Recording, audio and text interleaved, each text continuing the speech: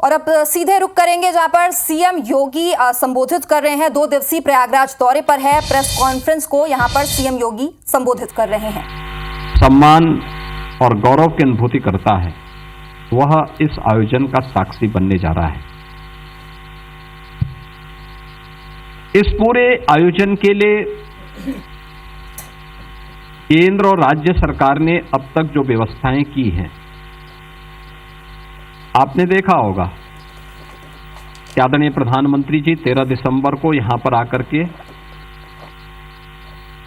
कुंभ आयोजन के साथ ही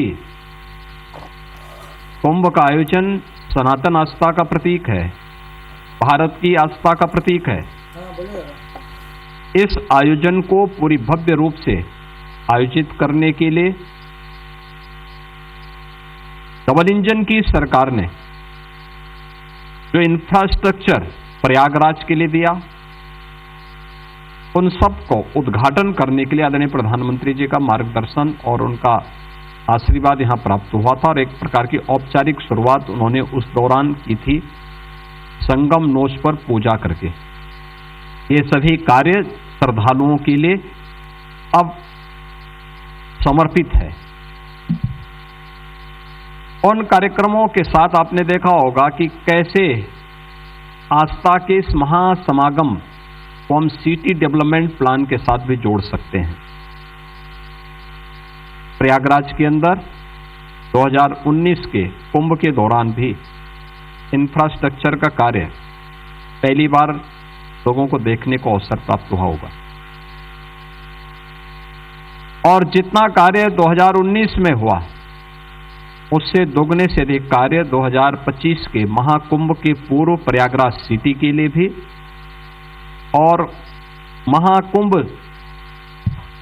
का वह क्षेत्र जहां पर अस्थायी सिटी बसी है, उन सब जगहों पर भी कार्य व्यवस्थित रूप से आगे बढ़ते हुए दिखाई दिए। और आज महाकुंभ के बहाने प्रयागराज का भी कायाकल्प हुआ है और प्रयागराज कुंभ भी अपने दिव्य और भव्य रूप में आस्था और आधुनिकता का एक महासमागम बनकर के नए भारत का दर्शन कर रहा है। भारत 140 करोड़ जनता तकनीक के प्रति कितनी आग्रही है, ये इस डिजिटल महाकुंभ के माध्यम से इस बार आने वाले श्रद्धालुओं को इस सब कुछ देखने को प्राप्त होगा। इस दौरान आपने देखा होगा कि कैसे कुंभ क्षेत्र में एक एक चीज को व्यवस्थित करने में पूरी टीम ने कार्य किया है, क्योंकि कुंभ का जो महाकुंभ का जो क्षेत्रफल है, ये पूरा क्षेत्र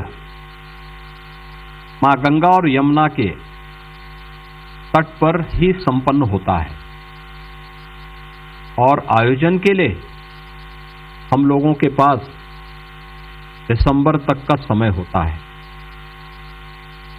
उससे पहले 1 माह अधिक तक काफी बरसात थी, यानी जो बरसात 15 सितंबर तक पूरी हो चुकी होती वो 15 अक्टूबर तक नहीं, यानी हमारे पास कुल 2.5 महीने का समय था। और इस दौरान पूरे क्षेत्रफल को, नदियों के तटों को व्यवस्थित करना, उन्हें वहां पर कैंप लगाने और अस्थायी आश्रम स्थापित करने के लिए, उस प्रकार के अखाड़ों की स्थापना के लिए उस प्रकार की सुविधाओं से व्यवस्थित करना, 10,000 एकड़ से अधिक भूभाग को महाकुंभ के आयोजन के लिए तैयार करना, उसका मास्टर प्लान और लेआउट प्लान को फिर जमीनी धरातल पर लेकर के पेंटून ब्रिज कैसे तैयार होने हैं, चेकर प्लेट कैसे लगनी है, कैसे वहां पर पेयजल की व्यवस्था आदि पहुंचानी है, कैसे 70,000 से अधिक विद्युत के पोल स्थापित करने हैं और उन पे बिजली की व्यवस्था भी उनके साथ जोड़ करके देखनी है। एक एक कार्य को इन 2.5 महीनों के दौरान ये हमारी यहाँ की मेला प्रयागराज मेला प्राधिकरण ने जो महाकुंभ के आयोजन के साथ इस पूरे आयोजन को यहाँ पर आयोजित कर रही है, उन्होंने एक एक कार्यक्रम को आगे बढ़ाना प्रारंभ किया और उसका परिणाम आज आपके सामने है। 30 के 30 पेंटून ब्रिज बनकर के तैयार हो गए। चेकर प्लेट 500 किलोमीटर से अधिक पूरी बिछाई जा चुकी है। 1.5 लाख शौचालय और 1.5 लाख से अधिक टेंटेज की व्यवस्था यहां पर की गई है। 25 सेक्टर बनाए गए हैं। इस पूरे क्षेत्र को जो 2019 में 19 के पहले जिन लोगों को भारत की आस्था के सम्मान के बारे में जो लोग उसकी कोई कीमत नहीं समझते थे, उन लोगों ने कुंभ को गंदगी का, अव्यवस्था का, भगदड़ का पर्याय बनाया था।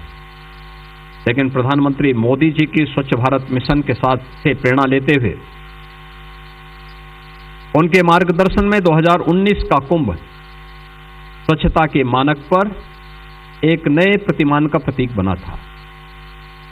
न केवल कुंभ क्षेत्र बल्कि मां गंगा और यमुना और सरस्वती की त्रिवेणी के संगम को भी इस बहुत शुद्ध जल उपलब्ध हो रहा था।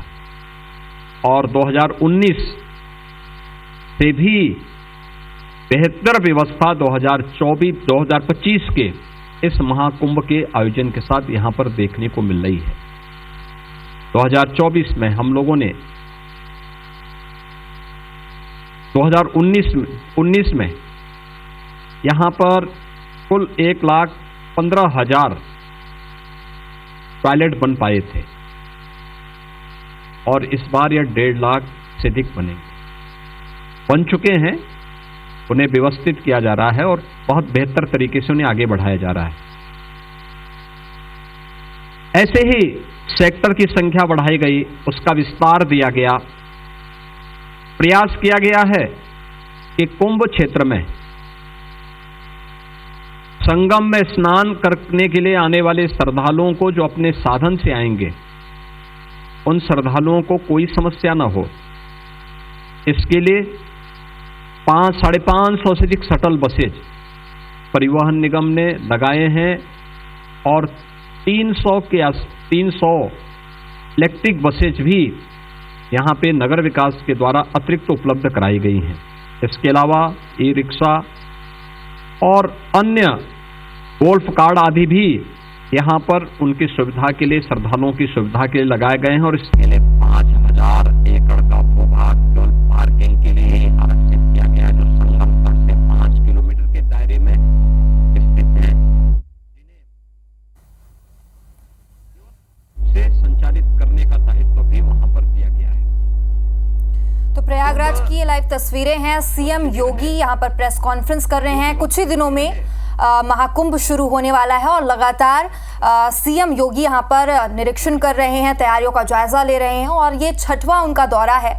और हर जगह जाकर सीएम योगी आदित्यनाथ ने निरीक्षण किया, वहां का जायजा लिया, अखाड़ों में पहुंचे, वहां का भी जायजा लिया। महाकुंभ में हर व्यवस्था पहले से बेहतर करने की वो बात कर रहे हैं। 70,000 से ज्यादा बिजली के खंभे यहां पर लगाए गए हैं और लगातार हर तरीके से यहां पर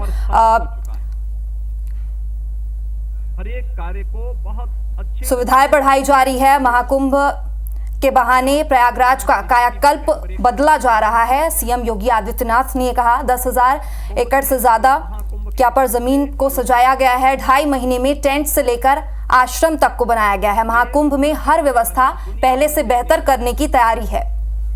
आस्थावान श्रद्धालुओं के प्रति उन्हें कोई समस्या न हो, पूज्य संतों के सानिध्य में व्यवस्था। सीएम योगी आदित्यनाथ यहां पर प्रेस कॉन्फ्रेंस कर रहे हैं और लगातार महाकुंभ को लेकर इन्होंने जायजा लिया और सुरक्षा व्यवस्था को लेकर भी लगातार दिशा निर्देश दिए जा रहे हैं। कई हजार यहां पर सैनिक तैनात किए गए हैं और लगातार यहां पर जायजा लिया जा रहा है।